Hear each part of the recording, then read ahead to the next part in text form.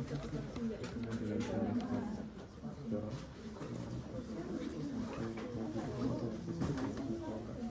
jóvenes, buenas tardes. Vamos a empezar.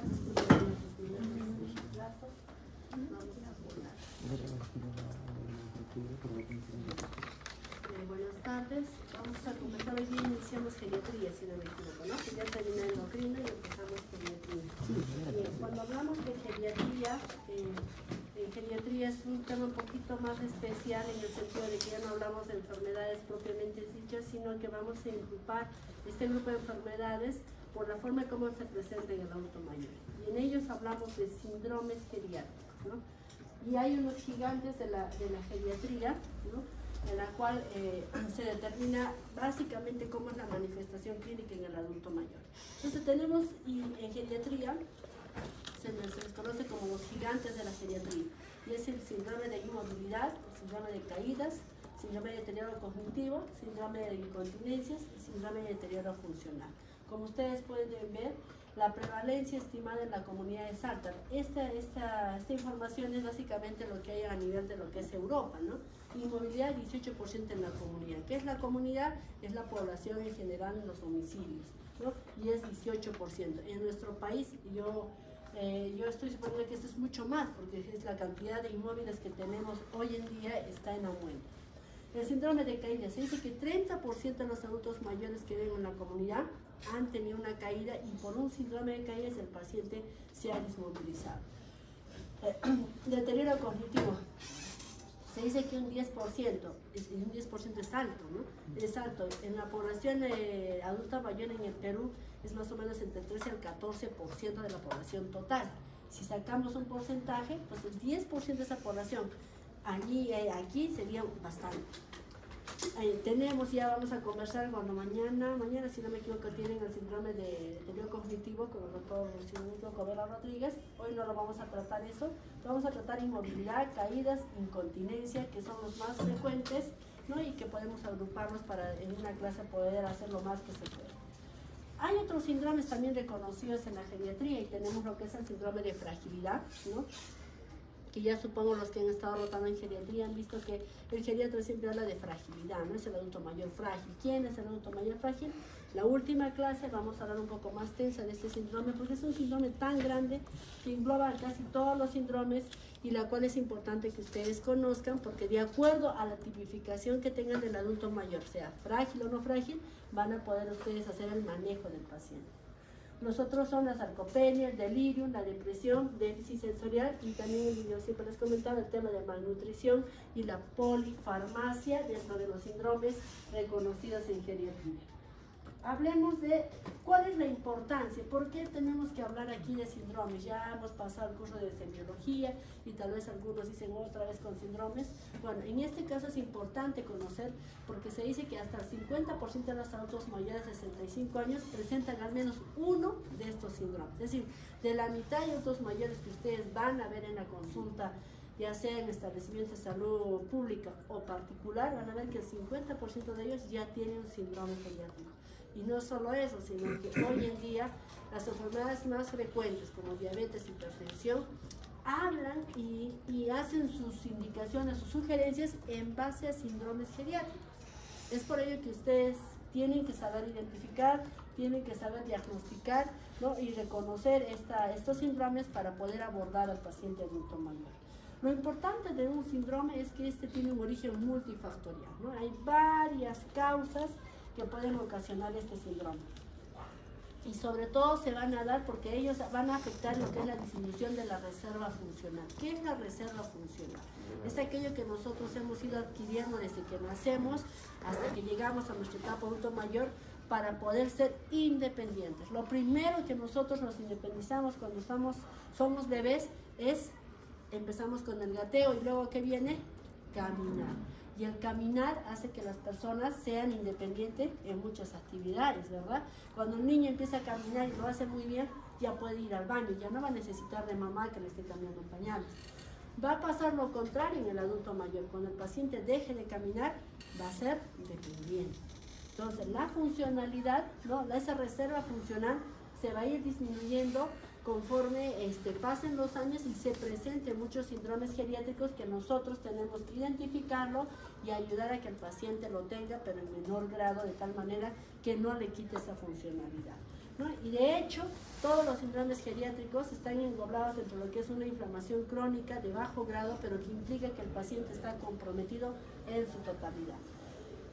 ¿Por qué es importante? Porque esta presentación de las enfermedades que se da del adulto mayor hace que el paciente tenga una presentación atípica en cuanto a los síntomas y virus que presentan de las enfermedades, de tal manera que el paciente muchas veces no va a venir, nosotros siempre decimos, ¿no? Infección urinaria, ardor, dolor al doler, no va a haber eso en el adulto mayor.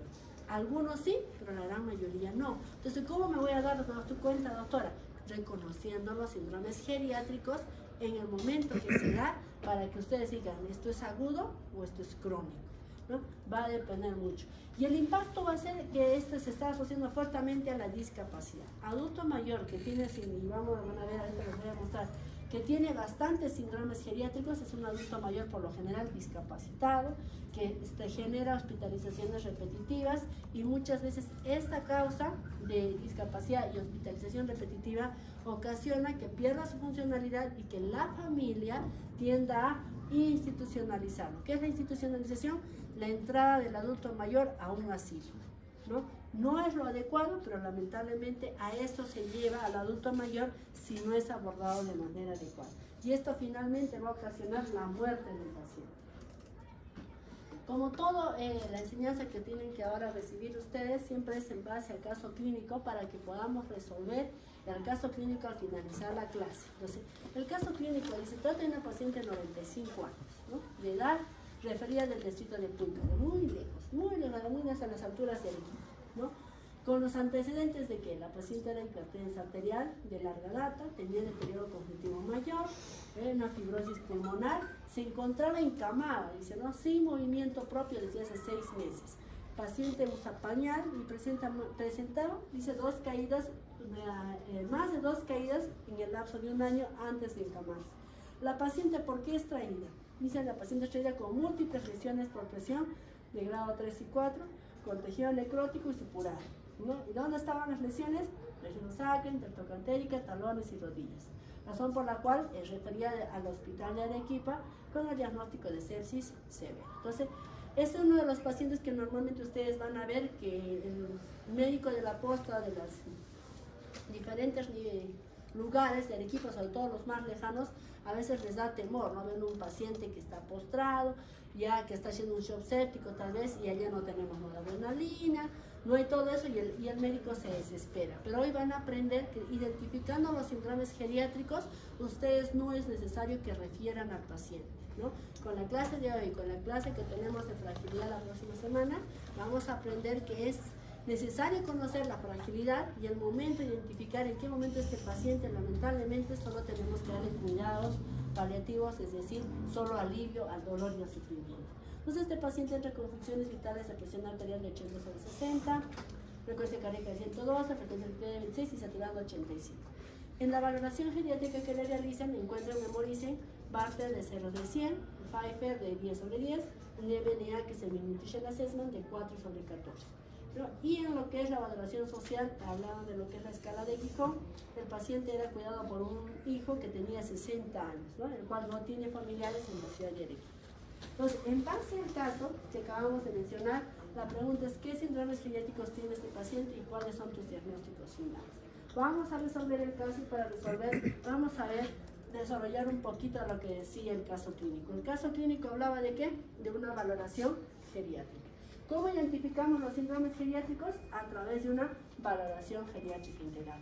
La valoración geriátrica integral lo que consiste es en evaluar al paciente de manera integral. Quiere decir, cuando ustedes vieron el caso, ¿no?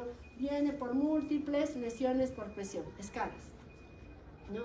Viene ahí, hemos visto la presión baja, taquicárdico, no dice, ay, esto es una sepsis, un shock séptico, ya una sepsis con tendencia a un shock séptico probablemente, y ahora, ¿qué hago? Se desespera, ¿no? Entonces, no, antes de desesperarse, tenemos que completar el manejo que ustedes ya están aprendiendo estos 5 años en la universidad, en la cual es, ¿no?, la semiología y todo eso, tienen que complementar todo adulto mayor con lo que es una valoración geriátrica integral, para que a ustedes les ayude a tomar las mejores decisiones y un plan de manejo adecuado en el paciente. Entonces, ¿qué es lo que van a hacer? Vamos a valorar. ¿Cuáles son los puntos que toma en cuenta la valoración geriátrica integral? Tenemos varios puntos. Dentro de las esferas que tiene, tenemos la esfera de la valoración cognitiva. Para mí, una de las más amplias y de una de las principales que sí o sí se tienen que hacer y no debemos dejarlas pasar, ¿no? ¿Qué hace la valoración cognitiva? Es ver cómo está el paciente cognitivamente. Si el paciente puede razonar, si puede tomar decisiones de manera autónoma o no. Para ello hace uso de escalas. Y tenemos una escala en el Perú validada, que es el Minimenta, ¿ya? Hay una escala, hay dos tipos de escala en Minimenta, pero si ustedes desean buscarla, tienen que buscarla validada en Perú, la que fue validada por el doctor Custodio, un neurólogo, que se ha dedicado a todo lo que es el tema de las demencias. Entonces, esa escala está también en la norma técnica del manejo del adulto mayor en el Perú. Es la escala que debemos utilizar. Es una escala relativamente que requiere unos 5 minutos siquiera de evaluación, no se quiere su tiempo en la consulta, pero es importante hacerlo. Si no, también tenemos otro, lo que es la escala de Pfeiffer, que nos ayuda a ver, también está validada para el Perú, nos ayuda a ver cuál es el grado de cognitivo que tiene el paciente. Además de esta valoración cognitiva, tenemos que valorar dentro de esta valoración cognitiva la parte afectiva, es decir, si el paciente está con algún trastorno de depresión, ¿no? O ansiedad que está evitando que el paciente cumpla el tratamiento. Entonces, para la valoración cognitiva, no se olviden, tenemos el Minimenta y el Pfeiffer, y además tenemos la parte afectiva, en la cual tenemos la escala de Jesabach, ¿ya? Que nos va a permitir a nosotros conocer, y ya van a darse cuenta por qué el transcurrir de la charla. Luego tenemos la valoración funcional. Dentro de la valoración funcional tenemos para ver si el paciente todavía es independiente, dependiente leve, moderado o severo. ¿Qué escalas vamos a utilizar para ver la valoración funcional? Esta valoración funcional es de vital importancia, ya que nos va a permitir a nosotros ver hasta dónde puedo ayudar al paciente a mejorar. Es decir, si yo tengo un dependiente, no voy a pretender que el paciente venga conmigo y yo lo saque caminando. Eso podría hacerlo con un niño, pero con un adulto mayor no. Entonces, por eso es importante que ustedes hagan una valoración funcional. ¿Qué vamos a utilizar? Vamos a utilizar escalas. Para eso tenemos escalas de valoración funcional. Una de ellas es la escala del índice de CAS y el del índice CAS, pero este CAS no lo utilizamos mucho, a pesar de que sí está en la norma, sino más utilizamos el Bartel, que es una escala que nos puntúa exactamente cómo está el paciente y en qué aspectos está fallando. ¿Qué miden estas escalas de funcionalidad? Miden las actividades básicas de la vida diaria. ¿Cuáles son las actividades básicas de la vida diaria? Alimentarse solo, ir al baño solo, bañarse solo, subir escaleras, movilizarse, evitar hasta que no sea incontinente el paciente. Entonces, esas características son lo mínimo que se espera de una persona haga independientemente. Si la persona empieza a fallar en alguna de estas actividades básicas de la vida diaria, está viendo medrada su autonomía, por lo cual el paciente está perdiendo funcionalidad y tenemos que determinar como médicos qué está haciendo que el paciente disminuya su funcionalidad. Si yo puedo hacer algo, puedo intervenir o ya no. Por eso es importante hacer esa valoración. Dentro de esas actividades, si uno ya es más para especialidad, hace también lo que son las actividades instrumentales en la vida diaria y hay uno que son las actividades avanzadas en la vida diaria. Por ejemplo, si un paciente que es médico, cuando llega a los 80 años, ¿no?, viene a la consulta con geriatría, poco le voy a preguntar las actividades básicas, salvo lo vea muy mal, pero a ese paciente yo le preguntaré las actividades avanzadas de la vida diaria, como por ejemplo ir al banco, conocer el código de su clave. Eso es una actividad instrumental avanzada, que no lo va a hacer cualquiera. Una señora que trabaja en agricultura no va a venir y lo va a hacer, ella se va a olvidar fácilmente. Entonces se supone que el médico que se está jubilando debe tener presente esa actividad avanzada, ¿no? Por ejemplo, qué sé yo, un médico, una actividad avanzada, hacer suturas de un cirujano, ¿no? Es algo avanzado que no lo va a hacer cualquiera. Pero que un cirujano se olvide de suturar, eso es una alerta roja que al médico tratante va a decir, algo está pasando con este colega, ¿no? Que alguien que no sea médico se olvida, no hay problema, porque no es necesario que lo sepa, pero sí una persona con alto grado de instrucción. Entonces, generalmente utilizamos estas escalas para gente con alto grado de instrucción para ver si este paciente ya está teniendo problemas de memoria. Porque si a ese paciente yo le voy a preguntar, sí, pues hace ir al baño solo. Y por eso que mucha gente con alto grado de instrucción normaliza que su paciente está bien, y no sabe que ya está olvidando algunas actividades avanzadas de la vida diaria. Bueno, eso ya para especialidad. Entonces habíamos visto la esfera funcional, cognitiva. Ahora vamos entre la valoración clínica. Dentro de la valoración clínica está el estado nutricional del paciente. Esa es de vital importancia porque nos va a ayudar a nosotros conocer si puedo hacer algo por mi paciente o no, porque la nutrición no se cura en un día ni en una semana, es algo crónico y requiere un manejo prolongado. Por lo tanto, uno como médico tiene que saber cómo está su estado nutricional para ver si yo al operar voy a solucionar su problema, si lo voy a empeorar, si le voy a dar tal medicamento, ¿va a empeorar su estado o va a mejorar su estado? Entonces me importa saber la valoración nutricional. Para eso que utilizamos el Nutrition Assessment, ¿ya? Más conocido como el MNR. Dentro de sus puntos críticos tenemos que menos de 7 si el paciente está desnutrido, entre 7 u 8 hasta 10 el paciente está en riesgo de malnutrición y más de 11 puntos el paciente no está normal, es decir, no tiene factores de riesgo para una malnutrición. Importante saberlo, ya vamos a ver en casa. Dentro de la valoración clínica también está el hecho de que nosotros identifiquemos los síndromes geriátricos, ¿no? De acuerdo a cómo veamos con el paciente, que vamos a ver en el caso que nos traemos. Y el otro es la valoración social.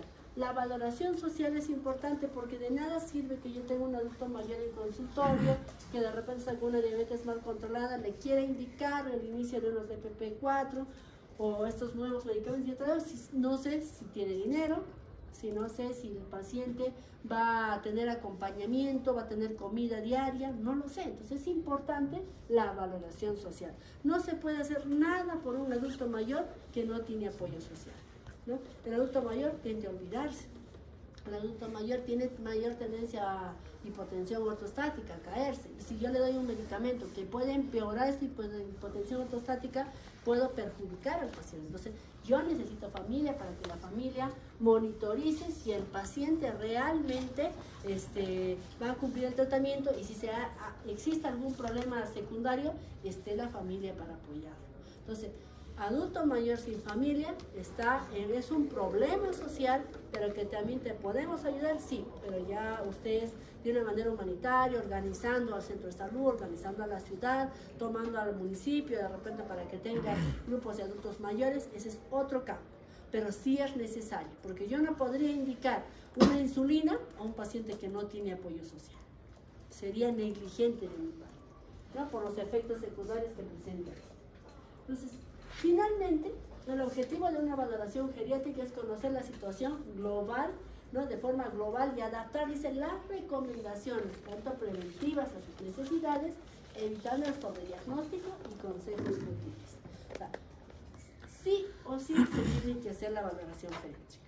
Todo adulto mayor de 60 años en el Perú tiene una norma técnica de atención en establecimientos de todos los niveles, primero, segundo, tercero y cuarto nivel, ¿no? Tanto de salud como el MINSA, y es una valoración geriátrica integral. Pero no es que ustedes no la quieran hacer, la tienen que hacer, están obligados a hacerlo. ¿Ya? Entonces, ¿por qué existe? ¿Por qué? ¿Para qué les va a servir? Uno, para ver de manera preventiva las necesidades del paciente. Dos, para evitar los sobrediagnósticos. Y empiezan que tumor, y empiezan a hacer tantas cosas y después no saben por dónde empezar. O evitar los consejos sutiles, que hago diciéndole a un demente, hace ejercicio y el pobre ya ni recuerda ni su nombre, ¿no? Entonces no tendría sentido. Por eso es importante identificar síndrome cognitivo o síndrome de demencia, paciente que tengo que hablar ya no al paciente, sino a la familia. Entonces por eso es importante. Entonces las recomendaciones de la medicina para el TEPO preventivo en ancianos van dirigidas tanto a la persona como a la familia y a la sociedad. Entonces, eso es de manera rápida, porque si no les hablo de BGI no van a poder entender el resto de los síndromes. Entonces, para poder yo determinar cualquiera de los síndromes, tengo que empezar por una valoración geriátrica integral. Hablemos del síndrome de dismovilidad. Todavía en algunas bibliografías se le conoce como el síndrome de la inmovilidad. Tenemos que saber que este síndrome es una condición de origen multifactorial. O sea, hay varias causas que van a ocasionar que un paciente termine dismóvil, a la cual nosotros como médicos estamos y tenemos que estar preparados para evitarlo, porque la dismovilidad puede tener discapacidad y la discapacidad en una carga social a la familia, ¿no? Entonces está caracterizada, como dice ahí, por la reserva de la disminución, de la reserva funcional. ¿Qué cosa es la reserva funcional? El hecho de yo ser autónomo. Si yo soy autónomo, entonces soy independiente. Soy independiente, soy funcional. Entonces, ¿yo qué voy a evitar si identifico síndrome de dismovilidad? Evitar disminuir esa función, esa reserva, funcional. Y se asocia, dice, con graves eventos de la salud. En geriatría se le prefiere como el continuum funcional, porque nos va a describir cómo el paciente va disminuyendo de esa robustez, de ese hombre o mujer que camina bien recto, de pronto ya lo ves con su bastón, de pronto en la silla y después en la cama. Es importante también tomar en cuenta las diferencias que existen entre los términos discapacidad, movilidad e incapacidad, ¿no? Recordándoles que discapacidad es la restricción o falta de capacidad para realizar una actividad considerada normal, ¿no? Y uno, pues soy incapaz, qué sé yo, de borrar esto. Soy discapacitado porque no tengo un pie, no voy a ser capaz. Me pónganse que me amputan. Puede ser discapacitado porque no voy a poder caminar, ¿no? Entonces, pero en cambio la dismovilidad, dice, es una molestia, es una dificultad y una imposibilidad para movilizar parte del cuerpo, dice, ¿no? De tal manera que no me voy a poder trasladar, pero con un riesgo de progresar esa molestia. Ya han escuchado ustedes a las abuelitas decir, ay, no sé qué me pasa, estoy caminando y me mareo, ya siento que me quiero caer, dicen, ¿no? Y les molesta, y esa es una causa también por la que van al médico, ¿no? Doctora, yo no sé, ¿cuál es su problema, señora? No sé qué pasa, ya siento que me quiero caer, ¿no? Ya no es como antes, ahora siento que me ha bajado la fuerza y no puedo, y vienen a nosotros porque creen que nosotros les vamos a dar un medicamento que va a mejorar eso, y lamentablemente es, como habíamos dicho al principio, es multifactorial. O sea, no es que, ya, excelente, no es como las consultas comunes, ¿no? ¿Qué te duele? La rodilla, ya, tú paracetamol, ibuprofeno, pero qué sé yo, diclofenaco, ¿no?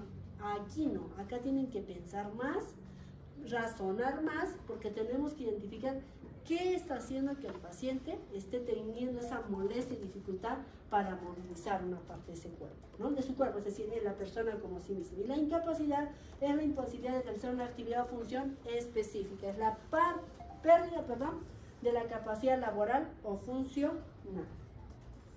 Veamos. ¿Cuáles son los factores de riesgo en forma general?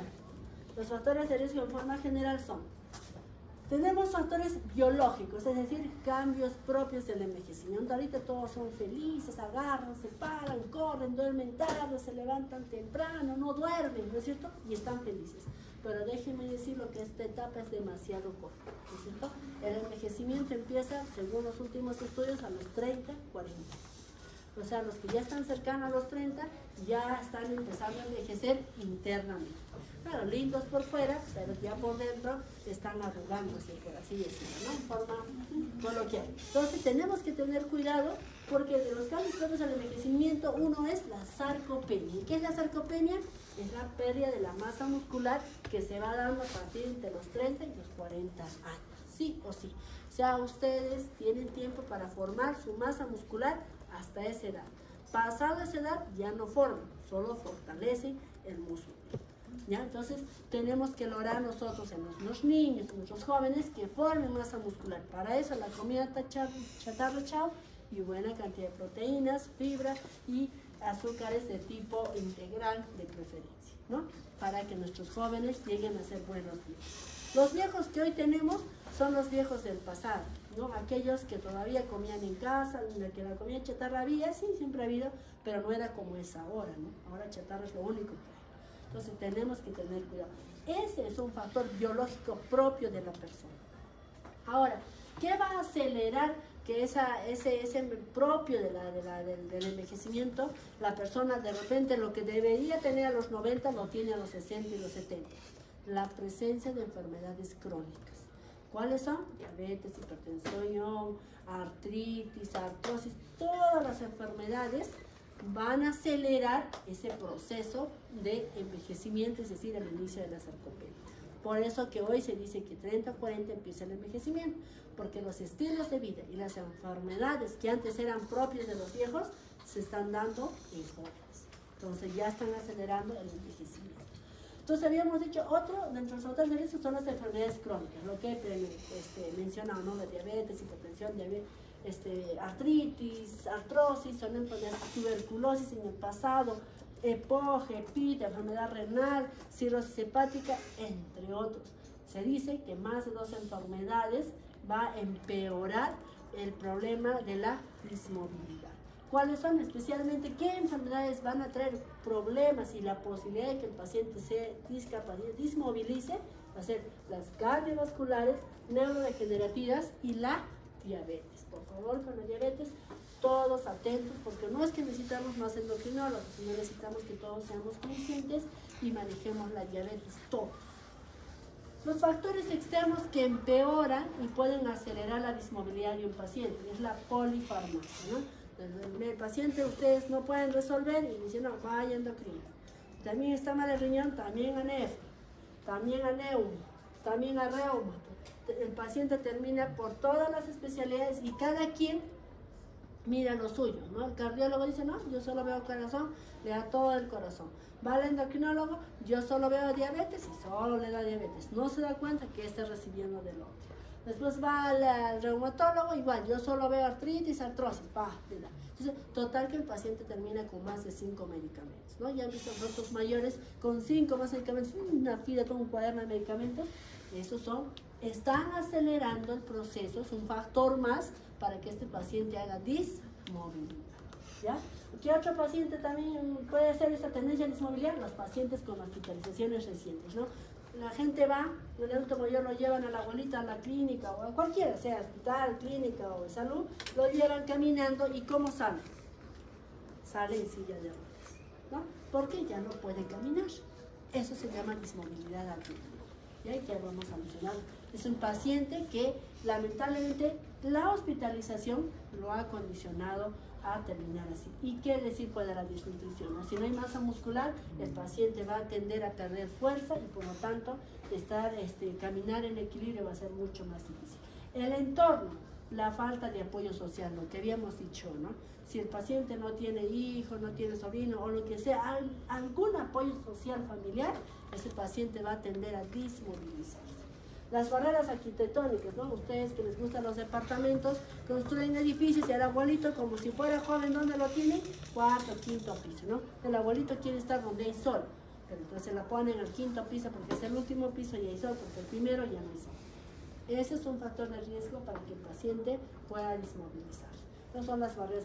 Otra barrera arquitectónica es los pisos deslizables, ¿no? Las veredas en las calles, sube, baja. Han visto que no hay niveles, todo tiene, no es uno solo.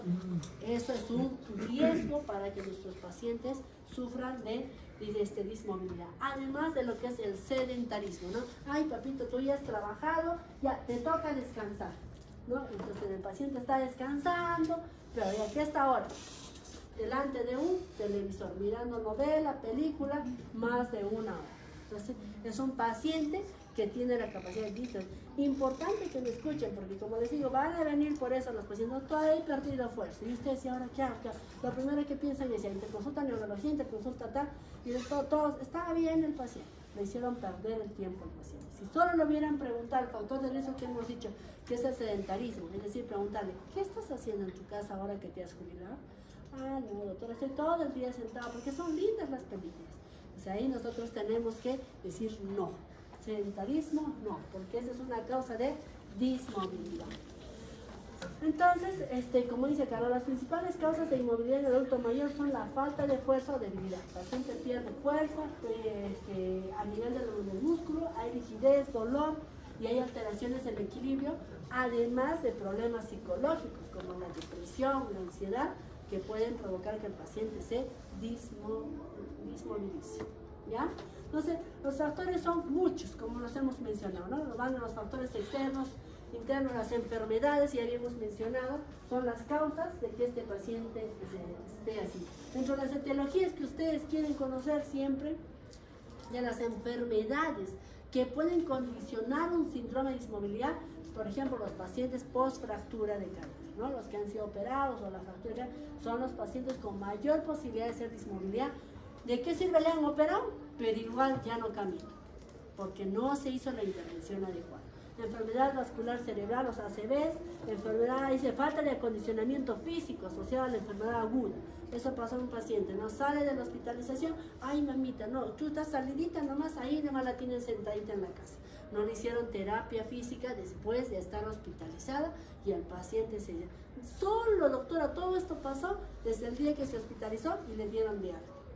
¿Bien? Entonces es importante nosotros acondicionar, manejar bien la enfermedad aguda y llevar al paciente a una rehabilitación. Hay que manejar el dolor también, ¿no? Porque hay pacientes, me duele la rodilla, doctor, y nadie me hace caso. Ya se te va a pasar, mamita, ya se te va a pasar, y nadie le hace caso. O si no van con los doctores, así es, pues va a doler siempre, y nadie le da.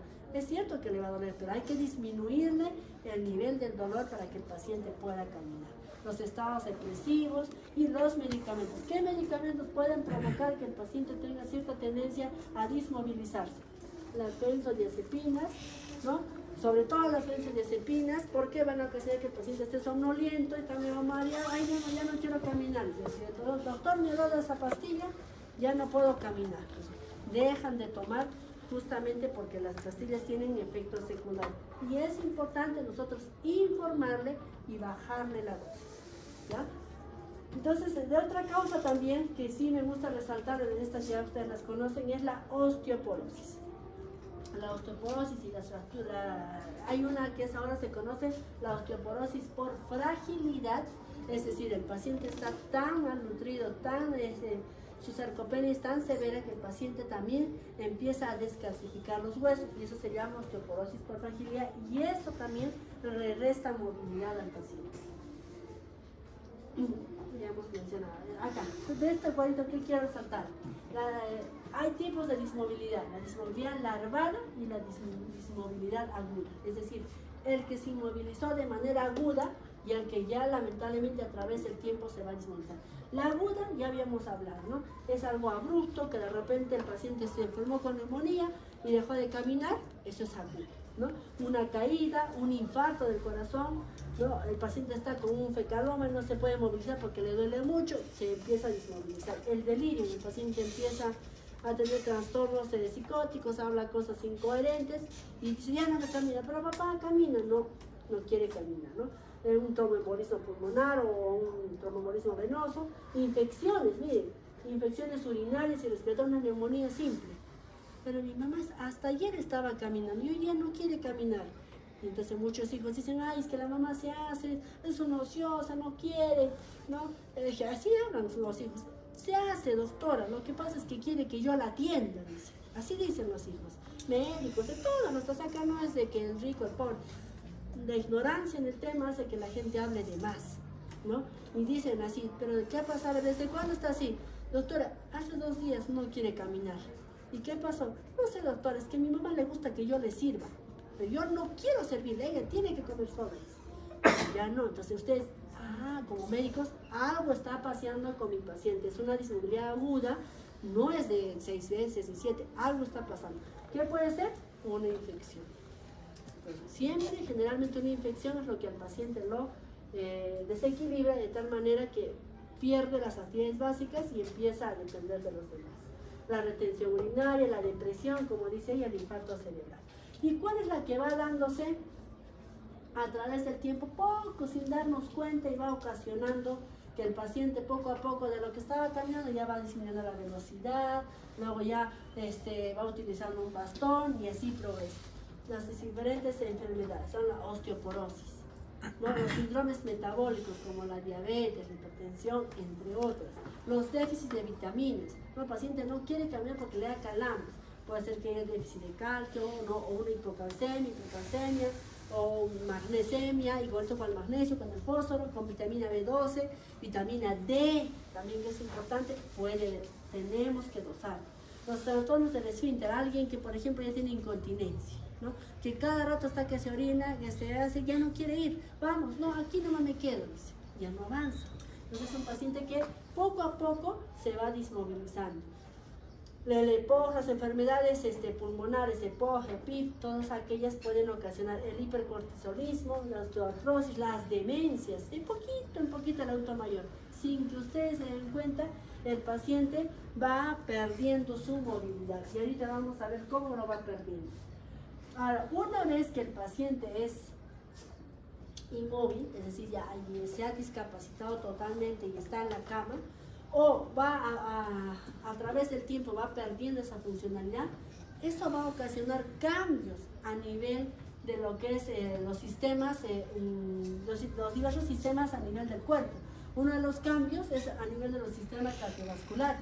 Va a haber una alteración del flujo sanguíneo y va a provocar una tendencia sincopal. ¿Qué significa eso? Tendencia a caerse, a perder la conciencia. Está cayendo, ¡pum!, se cae. ¿Qué ha pasado si no había nada? Y el hijo le dice, ay mamá, yo te he dicho, cámbiate el zapato. Y no fue necesariamente el zapato, ¿no? La fatigabilidad, la pérdida de fluidos con la aparición, dice por eso de lo que es la intolerancia al ejercicio, por ejemplo, ¿no? El paciente que antes no hacía ejercicio y de pronto lo llevas, empieza, no puedo hacerlo, y lo hace y se cae. Entonces, ¿qué dice el paciente? Ya no quiero hacer ejercicio, ¿no? Porque me caigo, pero no es una excusa. Van habiendo cambios musculoesqueléticos, va a haber disminuir más la masa muscular. Paciente que no se mueve, disminuye más la masa muscular. Se dice, mire, disminuye la fuerza muscular hasta un 55%. ¿A qué tiempo? A las 6 semanas de inmovilización.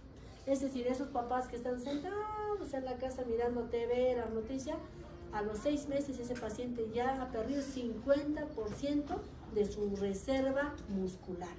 Porque recuerden que a esa edad ya no se forma, se degrada. Pero la degradación se acelera si yo estoy inmóvil. A nivel respiratorio también se disminuye la saturación, hay riesgo de la aparición de atelectasias y mayor posibilidad de neumonías. En el sistema digestivo hay una disminución del apetito. A veces dice, doctora, mi mamá ya no quiere comer. Claro, está todo el día mirando, si no hace uso del cuerpo, por así decirlo, el paciente pierde las ganas de vivir y eso finalmente le quita el apetito. El estreñimiento, el reflujo gastroesofágico se acelera o se hace más evidente en este tipo de pacientes. Además de la presencia, como ven acá, de cálculos, infecciones urinarias, incontinencia urinaria, entre otros. Entonces, para el diagnóstico, ¿de qué hacemos uso? De la valoración geriátrica integral. Tenemos que hacer uso de la valoración geriátrica. ¿Cómo lo encontramos? Con la valoración geriátrica integral. Para ello tenemos que hacer una evaluación funcional, utilizando las escalas de Barker y Layton. ¿Okay? Layton es para actividades instrumentales de la vida diaria. Hay las pruebas de movilidad. Una forma es determinar la velocidad de la marcha. En el Perú, la velocidad de la marcha menos de 0,75, o mejor dicho, más de 0,75 metros por segundo, significa que el paciente está perdiendo fuerza muscular y tiene la posibilidad de caerse, desmovilizarse y se hace frágil. Y por eso dice en la última parte hay que hacer la detección de la fragilidad a través del fenotipo de la fragilidad o la escala de Frail que tenemos. Entonces, para hacer esta evaluación, el DGI, nuevamente les reitero, ¿no? Deterioro cognitivo, ver los problemas de la salud, cómo son los medicamentos que probablemente están predisponiendo a que mi paciente esté mal, el uso del calzado, hacer una historia de caídas, si el paciente ya sufrió caídas y si tiene miedo a caerse, deprivación visual, que el paciente no mira, no escucha, es importante saberlo. Estas son las, cómo lo tarifica Dinamarca, es un geriatra que el año 2004 ha determinado, porque cuando decimos dismóvil, sí, solo pensamos del paciente que está en la cama, o el que está con silla de ruedas, no, pero él ha establecido estas etapas y subetapas de la dismovilidad. Entonces, muchas veces van a ver en la historia clínica ustedes, paciente adulto mayor con una dismovilidad crónica de 3A. ¿Qué significa 3A? Permanece la mayor parte del día acostado. Puede salir de la cama solo o con ayuda, pero ya está en un grado 3A. Y ahorita les voy a mostrar, no sé si les traigo esta. No les traigo esta. Tengo en la otra diapositiva, lo que nosotros tenemos que evitar es que el paciente pase de estas etapas a esta, porque de la etapa 4 y 5 el paciente ya se está encamado. Y aquí hay poco que hacer. Si lo identificamos en la etapa 1 y 2 y parte de la 3, si intervenimos de manera correcta, el paciente puede regresar del 3 al 2 y de repente a este lugar, ¿ya? Pero es importante que nosotros empecemos a estadificarlo de manera adecuada. El 5B es el que permanece la mayor parte del día acostado, no puede expresarse y no puede dar anterior. El 5A es el que todavía puede expresarse. Estos son los de menos. ¿Cómo hacemos el manejo y la prevención? Ejercicio. Ejercicio es el pilar fundamental, pero es multicomponente, ¿no? Ya ustedes no pueden decir a los pacientes, hagan ejercicio y caminen. Doctor, tengo que caminar todos los días, señora, caminen la vuelta a la manzana. Eso ya no es suficiente. Ha demostrado en los últimos estudios que caminar en el adulto mayor casi no sirve para nada, ¿no? Necesitamos ejercicios de fuerza, potencia y equilibrio, ¿no?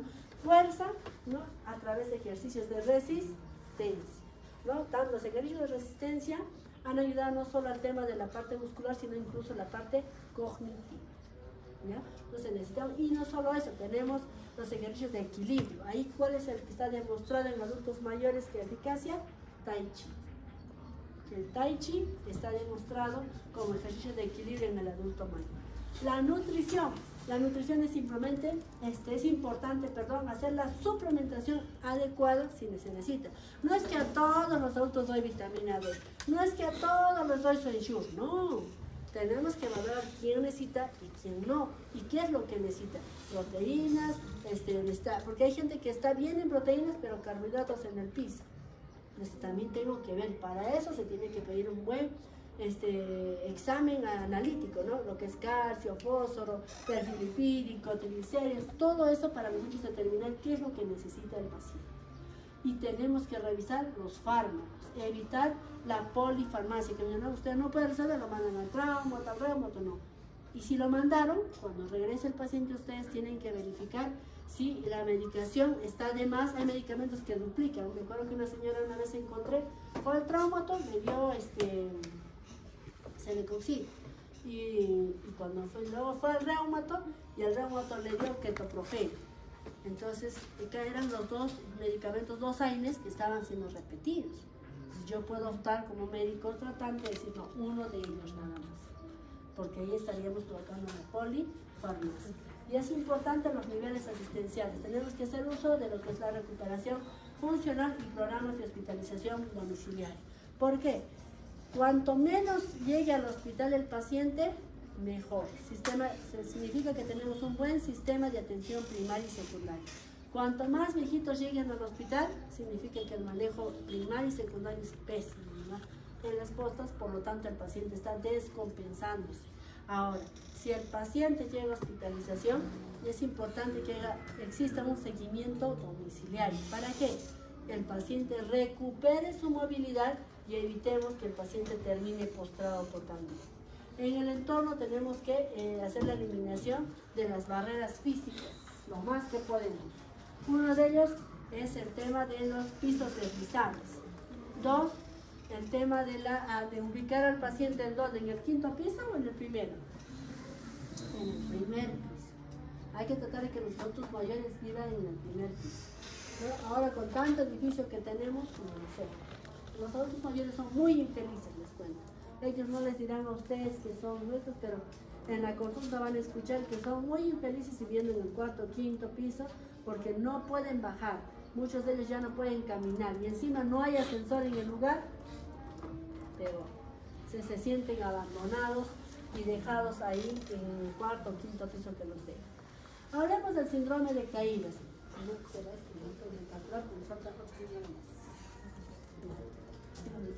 Hablemos del síndrome de caídas. Este síndrome es un gran gigante también de la geriatría y este síndrome es como la punta del iceberg que en realidad está enmascarando varios síndromes y pueden ocasionar varios síndromes. Y obviamente ya ustedes se han dado cuenta en la anterior exposición que dije que un riesgo también de inmovilidad era la caída, ¿no es cierto? Entonces, ¿qué es la caída? Esta caída es aquella que se da al mismo nivel del paciente. No es la que se cae del primer piso, del segundo piso, esa no. Sino es la que el paciente está caminando a su nivel y se cae. ¿no? ¿Cuándo ya llamamos a un paciente que tiene un síndrome de caídas? Cuando tiene más de 2 caídas en el último año.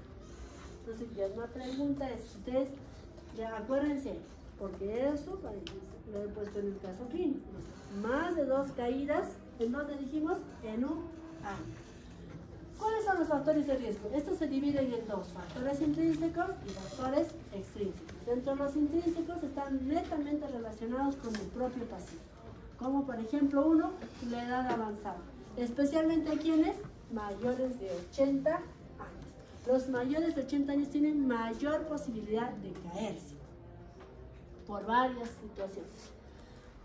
La propia del envejecimiento, y lo otro son las enfermedades del paciente, como por ejemplo el deterioro cognitivo. La demencia puede ocasionar en sus inicios que el paciente tenga varias caídas. La presencia de la fragilidad, que es la disminución de la fuerza muscular que ocasiona sarcopenia, hace que el paciente pueda caerse. Además de los déficits sensoriales como visión y audición. Esto es importante que lo sepan porque generalmente las familias gritan a sus adultos mayores, no, ay mamá, si ya te he dicho, no puedes caminar bien, le dicen, ¿por qué caminas así? Entonces, nosotros tenemos que analizar si el paciente tiene este factor de riesgo, más de 80 años, probablemente ya tenga deterioro cognitivo, no mire bien o no escuche bien. Son factores de riesgo para que el paciente se caiga. Ahora, no se cayó y el paciente tiene esta condición, ustedes tienen que decir a la familia, su paciente tiene alta posibilidad de sufrir una caída, ¿no? Por lo cual necesita, ¿qué cosa? Familia, necesita acompañamiento.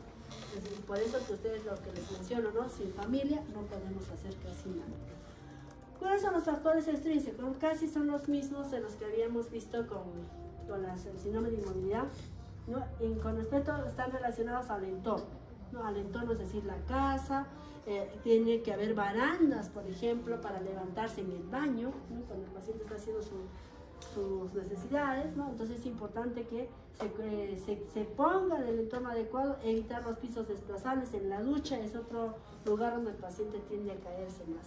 Y es importante también resaltar que tenemos que verificar el tratamiento que recibe el paciente de sus enfermedades, ¿no? Destacando la polifarmacia. ¿Cuándo se llama polifarmacia?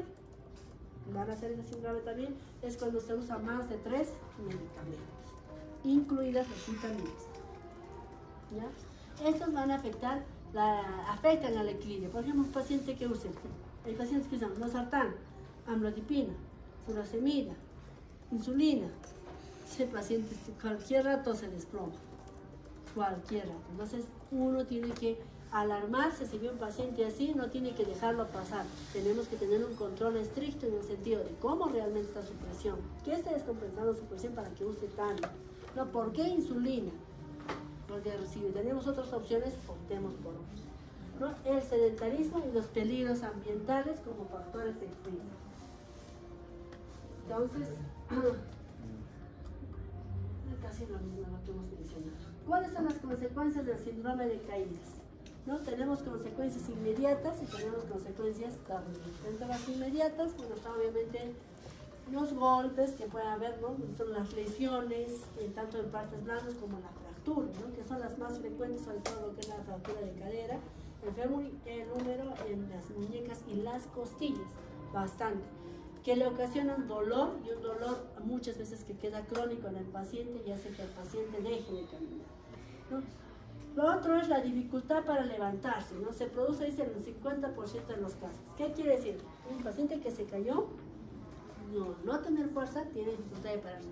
Yo recuerdo a un paciente que le llamé, ¿cómo te encontraron? Doctora, he estado toda la noche en el piso porque no me podía parar. Y como yo y mi esposa vivimos solos, entonces mi hijo se dio cuenta al día siguiente que vino ya solamente a traerme el desayuno. O sea, el señor toda la noche pasó en esa posición. Porque el paciente que se cae, por lo general, adulto mayor, se cae porque justamente ha perdido la fuerza muscular. Si no tiene fuerza, no puede moverse. Entonces el paciente puede permanecer. E incluso pueden llegar a tener lo que se llama el síndrome de post-caída. Es decir, después ya no quieren volver a caminar porque tienen miedo de caerse. Y obviamente las tardías son el hecho de que el paciente se puede desmovilizar. ¿Cómo hacemos el diagnóstico? al igual que en las anteriores, ¿no? Con la valoración pediátrica integral. Tenemos que hacer ver la funcionalidad, el riesgo de caídas, hacer un buen examen físico para valorar la valoración del equilibrio, la fuerza muscular y la estabilidad postural, para saber el camino. Bueno, en el consultorio en el hospital donde yo trabajo es angostito, pero desde que entra el paciente yo voy mirando, ¿no? Cómo camina, si está caminando recto, si ya amplió la base de sustentación. Son situaciones que uno tiene que ver para ver el riesgo de caída que tiene el paciente. Y no olvidarnos siempre la valoración funcional, lo que son las actividades básicas de la vida diaria, como el Barter y Leighton de instrumentales de la vida diaria. Las pruebas de movilidad, lo que habíamos mencionado, que es la velocidad de la marcha, que es un predictor clave y de vital importancia actualmente. Ustedes cuando lleguen a estudiar más alguna especialidad van a ver que está relacionado incluso con la posibilidad de caídas y muerte del paciente. Recuerden que en el Perú el límite es 0,75. Tratamiento y el manejo, pues es un manejo clínico pero multicomponente e interdisciplinar, ¿no? Que lo que trata es enfocarse en la prevención, es decir, evitar una nueva caída y la rehabilitación del paciente. Tengo que identificar las causas que mi paciente ha hecho caer. Puede ser la enfermedad crónica mal tratada, como les decía, una hipertensión, una diabetes mal manejada puede ocasionar un síndrome de caídas, ¿no? Un paciente que utiliza varios medicamentos y el médico no se dio cuenta que están sobreponiéndose los medicamentos y están acelerando o intensificando la respuesta, puede ocasionar un riesgo de caída. Entonces tengo que fijarme y ver, como médico a mí nos corresponde ver la medicación es la adecuada, la dosis es la necesaria, ¿no?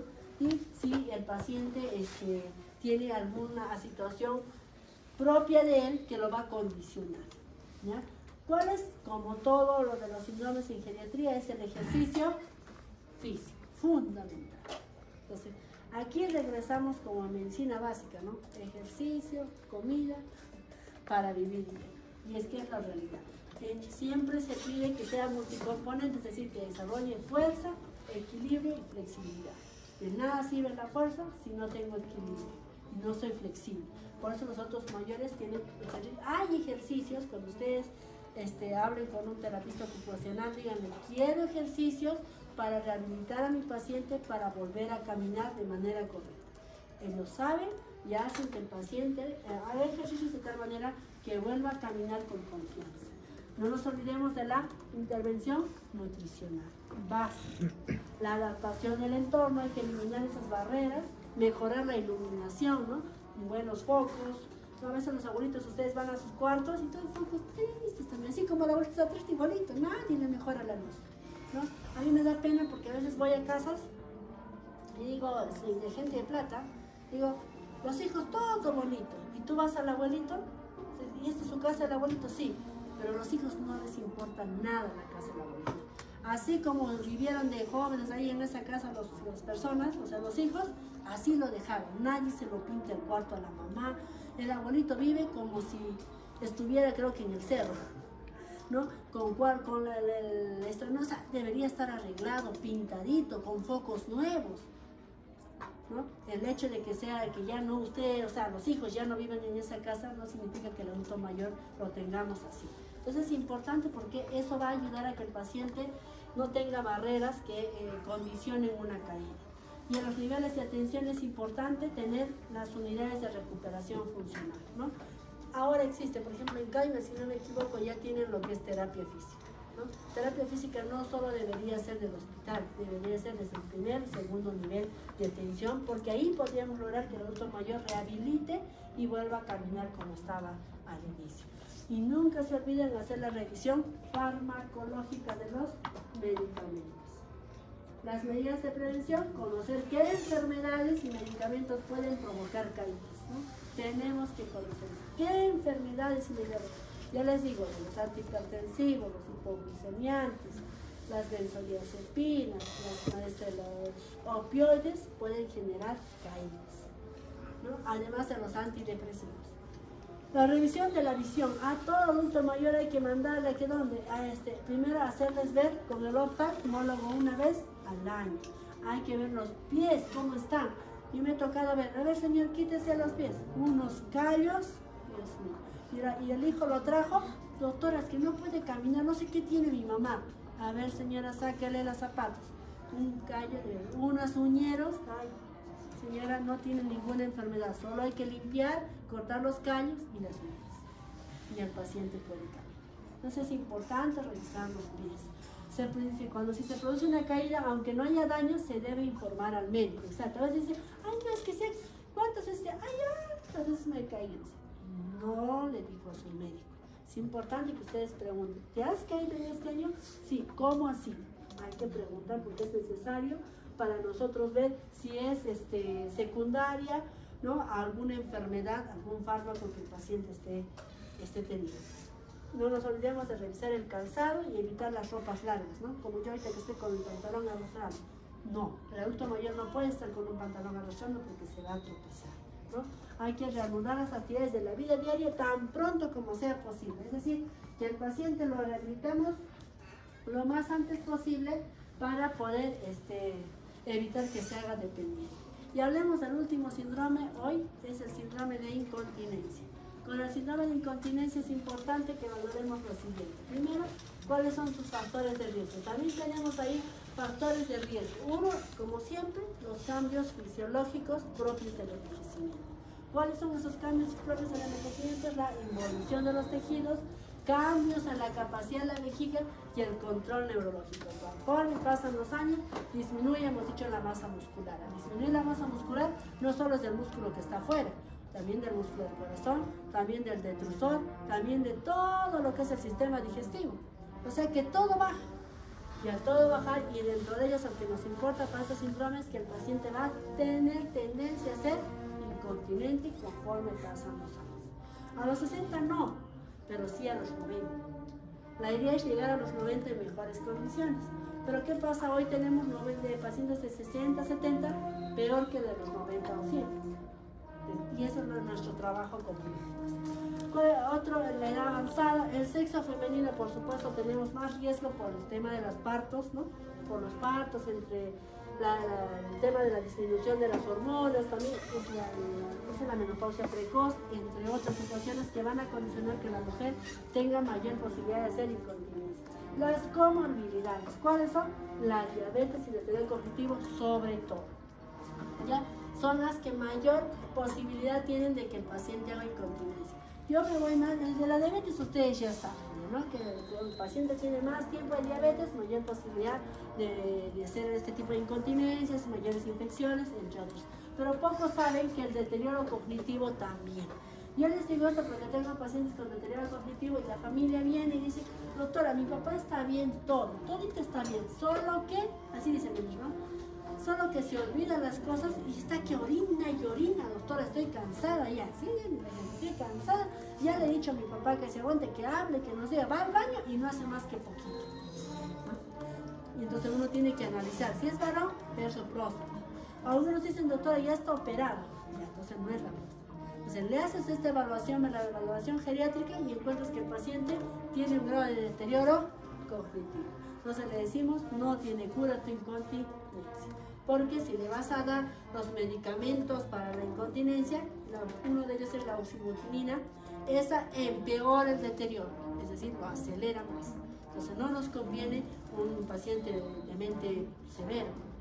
Suficiente con que esté iniciando, pero acelerarlo no nos conviene. Entonces tenemos que analizar esa situación y ver si el paciente tiene deterioro, porque va a ser un factor de riesgo para hacer incontinencia. La polifarmacia, ¿quiénes? Los antidiuréticos, los diuréticos, los antihipertensivos, los antidepresivos pueden producir síndrome de incontinencia, ¿no? Movilidad reducida, el paciente que no camina, pues el paciente que no hace ejercicio se va a hacer incontinente. Causas reversibles, las infecciones, ¿no? La infección urinaria puede causar incontinencia, pero si lo tratamos podemos mejorarlo. Ahorita vamos a escribir entonces. Entonces, estos factores asociados aquí los pueden ver dentro de los más frecuentes, ¿no? La demencia, el tema de la próstata, pacientes que han recibido radioterapia a nivel de lo que es el abdomen inferior, la depresión, la incontinencia fecal, ¿no? Aquel paciente que puede también hacer incontinencia urinaria, pacientes que han tenido alguna cirugía abdominal o pélvica, infecciones urinarias, y también me importa, que es el estreñimiento. Entonces, cuando ustedes tienen un paciente que es estreñido y está que orina y orina, tenemos que primero manejar el estreñimiento. Es un factor de riesgo para ser incontinente. Así como la inmovilidad, que ya habíamos dicho como síndrome, también puede ocasionar. ¿Cómo lo vamos a diagnosticar? Con lo mismo, una valoración geriátrica integral, ¿no? Tenemos que hacer una evaluación de la multimorbilidad y la polifarmacia que el paciente tenga. Hay que identificar todas las comorbilidades que el paciente tenga. Y no olvidándonos que dentro de la historia clínica especializada tenemos que valorar la funcionalidad del paciente y el entorno del paciente. ¿Cómo se presenta? Hay dos tipos, la incontinencia urinaria de tipo aguda transitoria y la crónica. La crónica es la que ustedes van a estudiar en el curso de urología, ¿no? Lo que es la de urgencia, la de sobrerreflujo, la de por estrés, con el otro que es el segundo, y eso lo van a manejar ahí. En cuanto al manejo, ¿no? Tenemos que también es muy especial, pero tenemos que fortalecer nuevamente ¿con qué? Con los ejercicios físicos. Yo les decía a sus compañeros, ya les han enseñado a hacer los ejercicios de Kegel. No solo es que se aguante, abre y cierra, les dicen, no. Ustedes pueden buscar en el internet ejercicios de Kegel, que tienen que hacer tanto hombre como mujer, pero sobre todo la mujer definitivamente. Pero tenemos que hacerlo cuando, los 60, 70, no, desde ahora. Recuerden que forman la masa muscular hasta los 30, 40. Y esa masa muscular también tienen que formarla. Porque si no la forman, ya van a llegar. Por eso hay mujeres de 30, 35, 40, van al ginecólogo, doctor, se me escapa. Por eso tenemos que fortalecer esa masa muscular. Se tiene que revisar lo que es el manejo farmacológico, ver la polifarmacia, hay que ajustar dosis, quitar de repente algún medicamento de acuerdo a la situación que se dé, adaptación del entorno también, ¿no? Para facilitar que el paciente vaya al baño, y no nos debemos dejar de ver lo que son los niveles asistenciales, también es importante. Aquí un punto a tomar en cuenta, la incontinencia se asocia con un aumento significativo en el riesgo de caídas. Claro, un paciente que está durmiendo y le da ganas de orinar varias veces en la noche, entre el sueño va a ir caminando, ir al baño y se va a caer, ¿o no? Se va a caer. Y eso va a producir un síndrome de caídas, una hospitalización e institucionalización.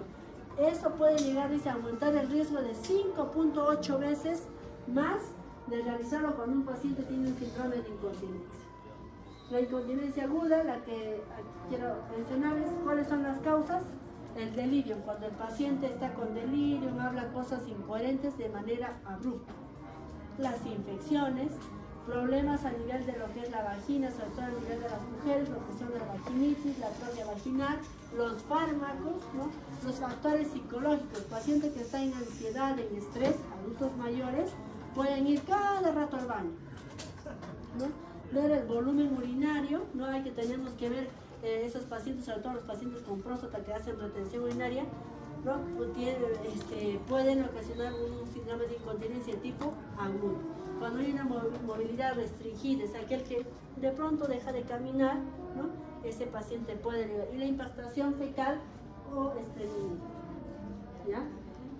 Esto más de lo que es la crónica ya no les voy a decir mucho, porque es parte de lo que ya ustedes van a tocar a nivel de lo que es de lo que implica en urología. Ahora vamos aquí. ¿Qué síndromes geriátricos tiene entonces nuestra paciente y cuáles son sus diagnósticos finales? A ver, empecemos. Voluntarios. La paciente, ¿les pongo el caso otra vez? Sí, por favor. Vamos a resolver el caso rápidamente en 5 minutos. Ya, ahí tiene. Entonces lo vamos a leer una para que se lo memoricen y lo vamos a resolver. Paciente de 95 años de edad, referida del distrito de Cuenca, con los antecedentes de hipertensión arterial de larga data, deterioro cognitivo mayor, fibrosis pulmonar, encamada, sin movimiento propio desde hace 6 meses. Paciente usa pañal, presentó más de 2 caídas un año antes de encamarse. habitualmente con múltiples lesiones por lesión de grado 3 y 4 con tejido necrótico y muscular. En estas zonas, razón por la cual es referido al hospital de Arequipa. Al examen, mal estado general, malestar nutricional, malestar hidratación y úlceras por presión en las zonas referidas. Valoración geriátrica, Bartel 0, Pfeiffer 10, MDA 4. Y escala social, dice que es estudiada por un adulto mayor de 60 años. A ver, ¿quién se anima a decir el primer síndrome? ¿De demencia? Síndrome demencial, muy bien, ¿por qué? Por la escala de Pfeiffer. No, Muy bien, la escala de Pfeiffer. ¿Cuánto es la escala de Pfeiffer? 0. Salía 10, ¿qué significa eso? Deterioro cognitivo. Deterioro cognitivo, ¿no? Es que no, se tiene 10 errores, no ha respondido nada. ¿Ya? ¿El otro síndrome? De caída. Síndrome de caídas. ¿Por qué de caídas? 2 veces al año. 2 veces al año, muy bien. ¿Qué otro síndrome? El de dismovilidad. Dismovilidad, ¿por qué? Mencionaba que estaba postrada. Postrada. ¿Hace cuánto? Hace 6 meses, ¿no? ¿Qué dismovilidad será? ¿De 1, 2, 3, 4 o 5? Ya se De los 5. 5 veces. Porque ya no se movía para que ya no podía hacer. ¿Otro síndrome? Síndrome de incontinencia, ¿por qué? Usaba ya pañal. Muy bien. ¿Qué otro más? el de malnutrición por el MNA era 4. Muy bien, el de malnutrición porque el MNA era 4. Entonces, jóvenes, el examen, por lo menos mis preguntas van a ser, ¿ya? Entonces, para que sepan, pongo el caso clínico, pongo los síndromes, las escalas, y de acuerdo a las escalas, ustedes determinan los síndromes ¿ya? Y los medicamentos, ¿ya? Entonces, ¿alguna duda, alguna pregunta? Doctora, ¿podría retroceder?